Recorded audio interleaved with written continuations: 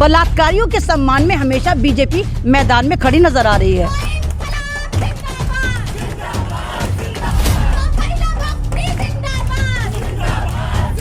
गारत चमन में यकीनन इन्हीं का हाथ, शाखों पे उंगलियों के निशान देखते हैं हम। देखिए एक बिल्किस बानो जो महिला जिसकी असमत तार तार हुई और उसके कातिलों को सिर्फ इसलिए आप संस्कारी बनाकर छोड़ देते हैं क्योंकि गुजरात आपके हाथ से जा रहा है। गुजरात में आपने डेवलपमेंट के नाम पे अंडा करा है, तो आप ये दिखा रहे हैं कि भैया गुजरात में जो भी बीजेपी के साथ है तुम बलात्कार करो, गैंगरेप करो, मॉब लिंचिंग करो, मुल्लाओं को गाली दो, मुल्लाओं की मस्जिदों पे जाकर पेशाब करो, मुल्लाओं की मस्जिदों में जाकर हमले करो, जुमे की नमाज पढ़ने ना दो, तो हम तुम्हें बिल्कुल क्लीन चिट देके संस्कारी बताकर हम तुम्हें पार्लियामेंट में भी बिठाएंगे। हरीश वर्मा ने कैसे नारे लगाए कि मुसलमानों का बाइकआउट करो। अबे करो ना, करते क्यों नहीं हो? तुम्हारे में गोबरी है तो करो।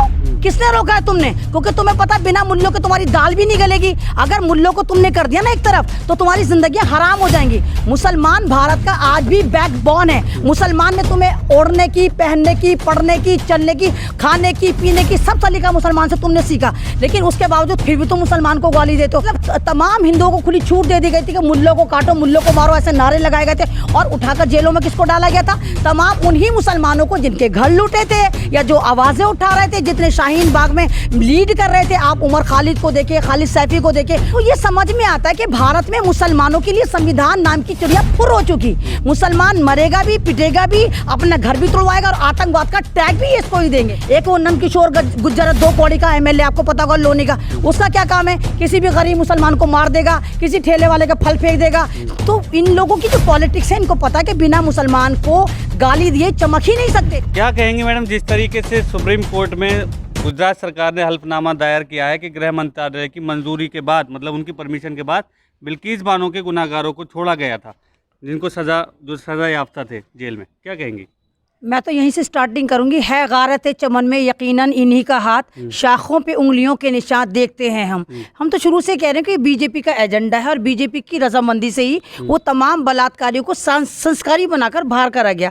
और अब ये देखिए दूध का दूध पानी का पानी हो गया। आज एक लेटर वायरल हो रहा है सोशल मीडिया पर, जहां पर अमित शाह के सिग्नेचर हैं, यानी कि गृह मंत्रालय की मंजूरी से, बल्कि ये कही कि एड़ी चोटी के जोर से उन 11 बलात्कारियों को जेल से बाहर निकाला गया। क्योंकि गुजरात इलेक्शन है और सारे सारे उच्च कोटि के पंडित हैं और जिस तरह ये मनुस्मृति की तरफ जा रहे हैं, मनुस्मृति लागू करना चाहते हैं। मनुस्मृति में यही है कि भाई आप ओबीसी, दलित, इन तमाम लोगों की बेटियों के बलात्कार करें या मर्डर करें, आप संस्कारी ही रहेंगे।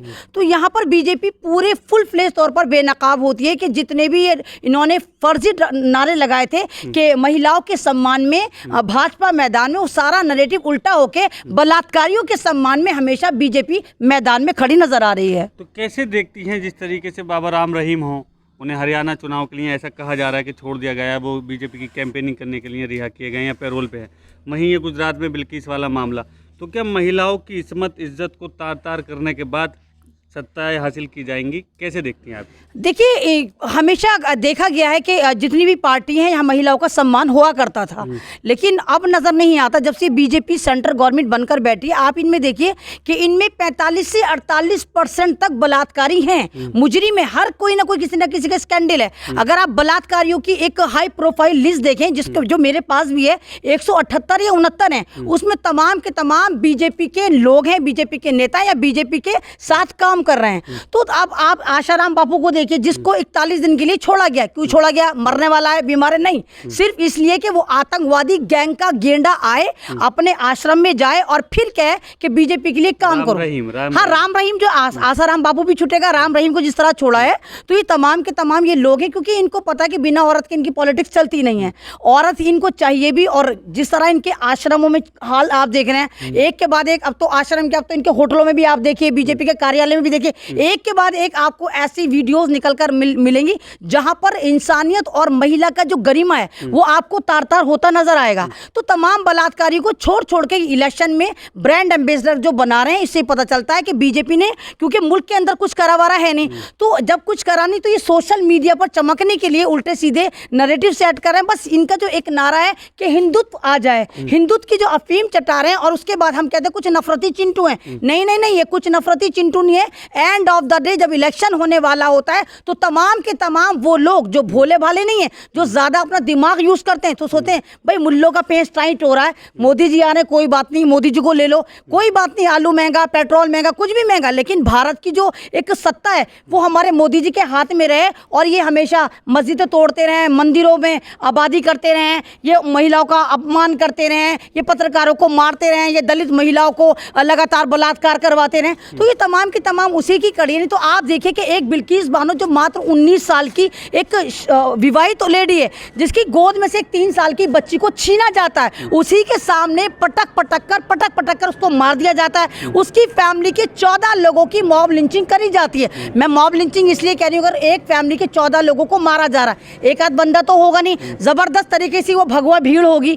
तो आप ये देखिए कि एक कातिल, जिस पूरी फैमिली जिसकी डिस्ट्रॉय हो गई, एक महिला जिसकी असमत तार तार हुई, और उसके कातिलों को सिर्फ इसलिए आप संस्कारी बनाकर छोड़ देते हैं क्योंकि गुजरात आपके हाथ से जा रहा है, गुजरात में आपने डेवलपमेंट के नाम पे अंडा करा है। तो आप ये दिखा रहे हैं कि भैया गुजरात में जो भी बीजेपी के साथ है, तुम बलात्कार करो, गैंग रेप करो, मॉब लिंचिंग करो, मुल्लाओं को गाली दो, मुल्लाओं की मस्जिदों पे जाकर पेशाब करो, मुल्लाओं की मस्जिदों में जाकर हमले करो, जुमे की नमाज पढ़ने ना दो, तो हम तुम्हें बिल्कुल क्लीन चिट देके संस्कारी बताकर हम तुम्हें पार्लियामेंट में भी बिठाएंगे, हम तुम्हें डिबेट में भी बिठाएंगे। तो सारा नैरेटिव यही चल रहा है। जहाँ पे एक तो महिलाओं को इंसाफ नहीं मिल रहा है, उनकी इज्जतों के साथ खेला जा रहा है, दूसरी तरफ भारत दुनिया का सबसे बड़ा लोकतांत्रिक देश है, तो क्या लोकतंत्र पे खतरा मंडरा रहा है या संविधान की धज्जियां उड़ाई जा रही है? आप ये देखिए, लोकतंत्र का मतलब क्या है? जनता द्वारा एक ऐसी सरकार का गठन करना जिसको हम खुद चुनकर लेकर आए।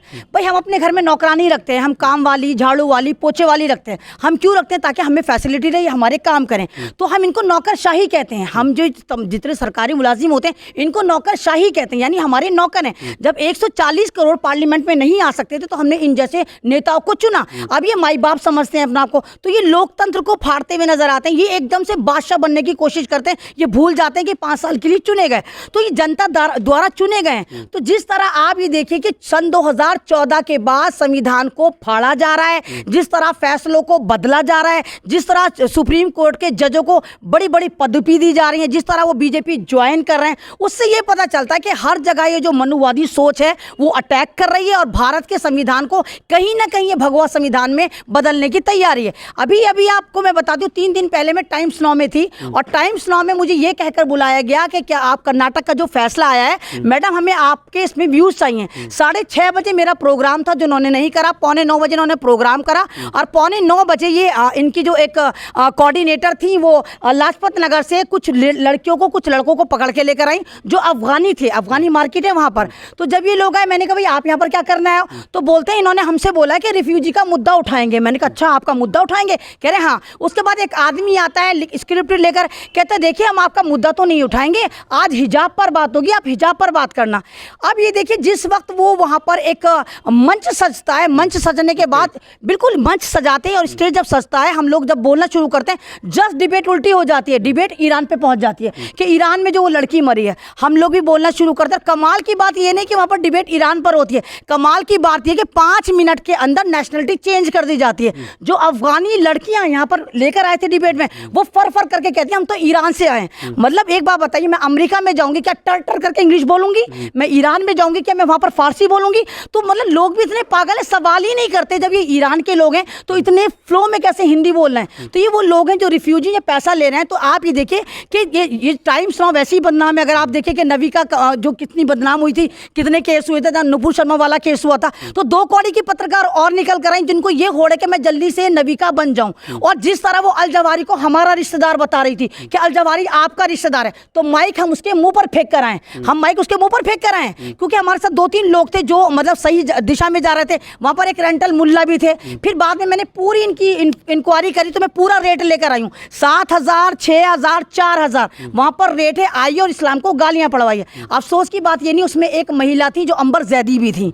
अंबर जैदी जो बात करती है दीन के और हिजाब के बारे में बात करना आई थी, तो अंबर जैदी मुझे नहीं मालूम हूँ आप इस चैनल को सुनती हैं या नहीं सुनती, लेकिन आपके चैनल के माध्यम से मैं कह रही हूँ आप एक शिया कम्युनिटी को लीड करती हैं, और शिया कम्युनिटी की जो लड़ाई है, अगर बीबी ज़ैनब की चादर नोची गई थी तो चादर क्या चीज़ थी? चादर हिजाब थी। आपको शर्म नहीं आती? या तो आप कहिए आप बीबी ज़ैनब वाली नहीं, आप यजीदी वाली हैं। एक तरफ तो आप अपनी कम्युनिटी को वहाँ लीड कर रही हैं और दूसरी तरफ आप बीबी ज़ैनब की बेइज्जती कर रही हैं। तो ये तमाम के तमाम पैसे का गेम चल रहा है। जितने ये कॉर्पोरेट घराने बन गए, आप देखिए पहले हम इनको चैनल कहते थे, स्ट्रीम चैनल, आज तक चैनल, अब ये कॉर्पोरेट घराने।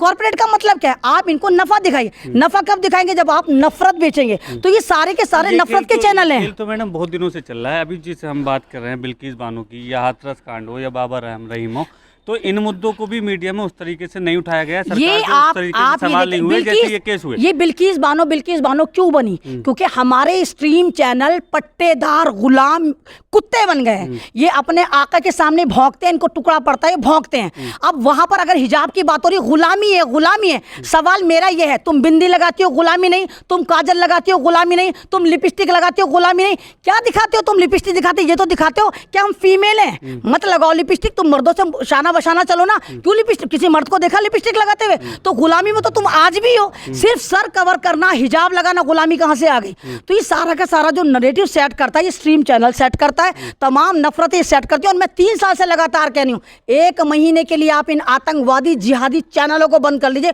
खुदा की कसम 1 महीने में भारत आपको हरा भरा नजर आएगा, कोई नफरत नजर नहीं आएगी। क्योंकि आप देखिए गाँव में, देहात में कुछ जो मेरे भोले भाले हिंदू हैं, वो उनको नहीं पता, वो तो स्ट्रीम चैनल पर देखते, अच्छा मुल्लों ने ऐसा कर दिया, अच्छा मुल्ले ये कर रहे हैं, अच्छा मुल्ला आतंकवादी होता है। क्योंकि मुसलमानों को आतंकवादी ही ये लोग बनाते हैं। कमाल की बात है कि कहते हैं कि देखो मुल्ला भारत में कब्जा कर लेंगे। सवाल ये, जो बेचारा अपने मकान पे कब्जा नहीं रख सकता, जिसके मकान पे आप आए दिन बुलडोजर चला देते हैं। आपने देखा कल ओखला में किस तरह मुसलमानों की अरबों खरबों की प्रॉपर्टी में बुलडोजर चला। तो जो मुसलमान अपने मकान को ना बचा पाए, वो भारत पे कब्जा करेगा। तो ये सारा का सारा जो नैरेटिव है, ये आतंकवाद को फैलाने के लिए करा गया है। सवाल मैडम आपसे, अभी आपने कहा मीडिया चैनल का बहुत बड़ा हाथ है नफरत फैलाने में। तो जो नेता दिल्ली में बयानबाजी कर रहे हैं, या अभी भी कर रहे हैं, पहले भी कर रहे थे, देश के गद्दारों को गोली मारो, डो, तो इसी तरीके से और बहुत सारे ऐसे लोग जेल में बंद हैं, उमर खालिद हो, खालिद सैफी हो, जिन्हें दिल्ली दंगों का दोषी बना कर रखा गया जेल में। जबकि बयानबाजी तो इन्होंने उस टाइम भी की थी, भड़काऊ बयानबाजी जिसको कहते हैं, जिसके बाद दिल्ली में दंगे हुए थे, लेकिन जेल में वो लोग हैं, उन्हें अभी भी जमानत नहीं मिली है।